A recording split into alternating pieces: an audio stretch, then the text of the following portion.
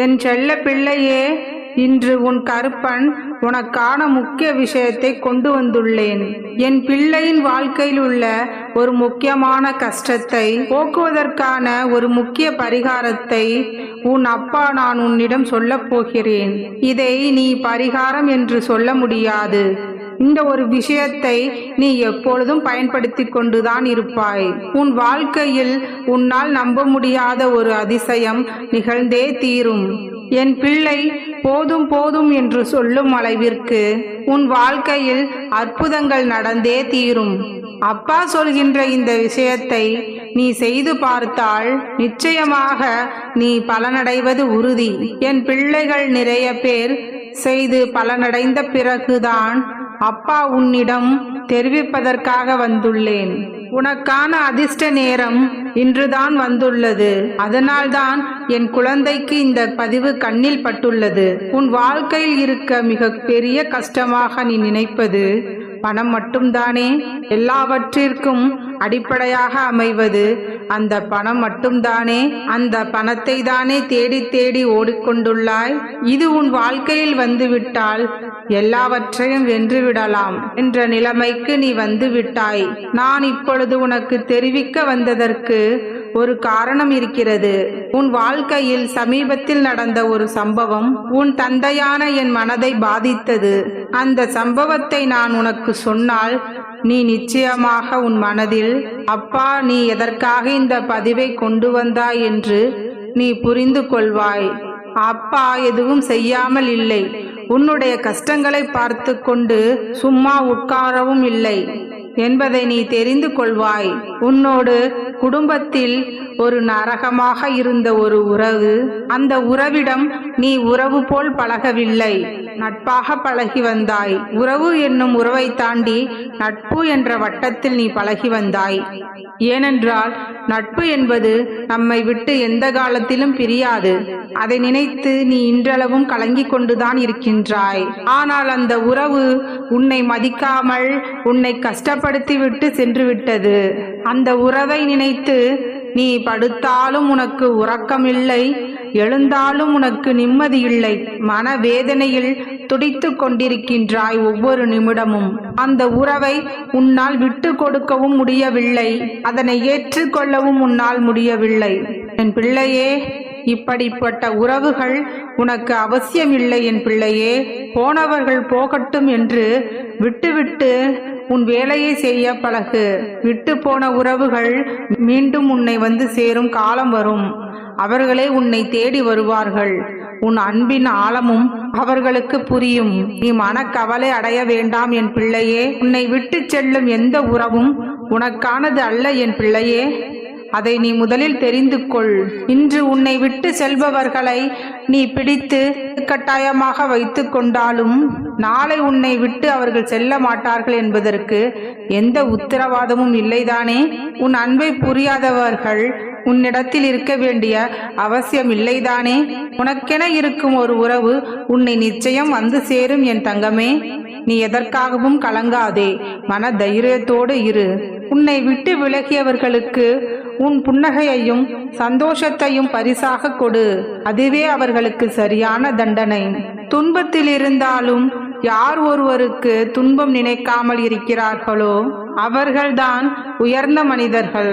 நினைத்துதான் உன் அப்பா உன்னிடம் பேச வந்திருக்கிறேன். உனக்கான நல்லதை நான் செய்து கொடுக்கிறேன். உன் வார்த்தைகளில் உன்னுடைய அருமை பெருமை தெரிந்தவர்களிடம் மட்டுமே நீ வாதம் செய்தால் போதும். என் அன்பு பிள்ளையான நீ இப்பொழுது ஆழ்ந்த துயரத்திலும் வருத்தத்திலும் இருக்கின்றாய் என்பதை உன்னுடைய வார்த்தைகளின் மதிப்பு தெரியாதவர்களிடம் நீ மௌனமாக இருந்துவிடு. உன்னை சார்ந்த மற்றவர்களின் செயல்களை நீ மாற்ற முயற்சித்து நீ மனவேதனை அடைவதை விடுத்து அவர்கள் அப்படித்தான் என்று என்னிடம் விட்டுவிடு. எங்கிருந்தாலும் நீ நீயாக இருந்தால் உன்னுடைய வாழ்க்கையை, நிம்மதியையும் சந்தோஷத்தையும் ஒருபொழுதும் இழக்க மாட்டாய். அதிகம் பொறுமை சாதிப்பவர்களிடம்தான் நான் சிறப்பாக நடத்தி கொடுக்கிறேன். காரியம் நடத்தும் திறமையும் இருக்கும். நீயும் கொஞ்சம் பொறுமையோடு இரு. உனக்கான விஷயங்களை கவலைகள் என்பது 2 வழிகளில் வந்து சேருகின்றன. பயமும் நடுக்கமும் கவலையும் உனக்கு வேண்டாம் என் பிள்ளையே. இவை எல்லாவற்றையும் நீதான் உருவாக்கிக் கொள்கிறாய். ஒன்று கடந்த கால துன்பங்களினால் வந்து சேரும். கஷ்டங்கள் இல்லை என்றால் எதிர்காலம் என்னவாக இருக்குமோ என்று பயத்தின் காரணமாக வந்து சேரும். கவலைகள் உன்னுடைய மனதில் எப்படிப்பட்ட கவலையாக இருந்தாலும் தூக்கி எறிந்து பார். உனக்குள் நான் இருக்கின்றேன் என்பதை அறியாமல் நீ என்னை தேடி எங்கெங்கோ அலைகிறாய். உன் வாழ்வில் நிச்சயமாக நீ முன்னேற்றம் அடைவாய். நீ நினைத்த காரியம் ஒன்றை நான் இப்பொழுதே நடத்தி காட்டப் போகிறேன். மகிழ்ச்சியாக இரு என் பிள்ளையே. உனக்கானதை நான் எந்த தடையும் இல்லாமல் நிகழ்த்தி காட்டுவேன். ஒவ்வொரு நாளும் உன் மனதில் இருக்கும் கஷ்டங்களையும் பிரச்சனைகளையும் என்னிடம் சொல்லி அழுகிறாய். உன் அருகில் இருப்பதை நீ மறந்து விட்டாயா? அதை பார்க்கும் பொழுது உன் தந்தையான எனக்கு வலிக்கிறது என் பிள்ளையே. எதை கண்டும் வருந்தாதே. உன் அப்பாவின் மேல் பாரத்தை போட்டுவிட்டு நீ நிம்மதியாக இரு என் பிள்ளையே. அதில் வரும் பிரச்சனைகளையும் நீதான் சரி செய்ய வேண்டும். அதற்காக எல்லாம் ஏன் கவலைப்படுகிறாய்? ஏன் கண் கலங்குகிறாய்? ஏன் மனவேதனை அடைகிறாய்? நீ யாரை நம்பியும் இங்கு பிறக்கவில்லை. உன் வாழ்க்கையை நீதான் வாழ வேண்டும். ஒரு முறையாவது துணிந்து நில் என் பிள்ளையே. கண்ணீர் வடிப்பதால் எதுவும் மாறாது. நீ மௌனமாக இருப்பதை நினைத்து யாரும் கவலைப்பட போவதில்லை. வெறுப்பதை விட ஒதுங்கி போவது நல்லது. நீ கடந்த காலத்தில் நடந்த எல்லாவற்றையும் மறந்துவிட்டு ஒதுங்குவதை விட மறப்பதே சிறந்தது. உன் நிகழ்காலத்தை நிம்மதியாக வாழப்பார் என் பிள்ளையே. சில காலம் கழித்து, சில வருடங்கள் கழித்து, காலங்கள் செல்ல செல்ல எல்லாம் ஒரு நாள் மாறும் என் பிள்ளையே.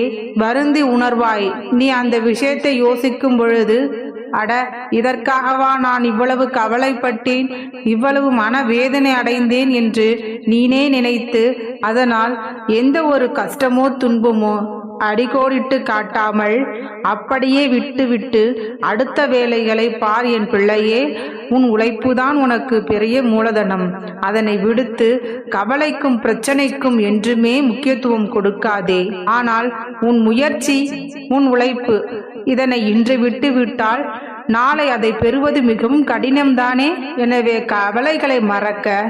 கவலையும் பிரச்சனைகளும் இன்று வரும் நாளை போகும். ஆலய வழிபாட்டை மேற்கொள் என் பிள்ளையே. நீ செய்ய வேண்டிய வேலைகளை மட்டுமே உன் கையில் எடுத்து அதனையே செய்து கொண்டிரு.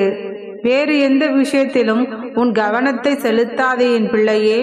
உன் உழைப்பில் மட்டுமே செலுத்து. அது உனக்கானது. என்றுமே உன் உழைப்புதான் உனக்கு கை கொடுக்கும். இதை மட்டும் நீ கடைபிடித்தாலே உன்னுடைய வாழ்க்கையில் நீ பல முன்னேற்றங்களை அடைந்து சீரும் சிறப்புமாக செல்வ வளமும் பெற்று நீடூடி வாழ்வாய். எண்ணம் போல் வாழ்க்கை. வாழ்க வளமுடன்.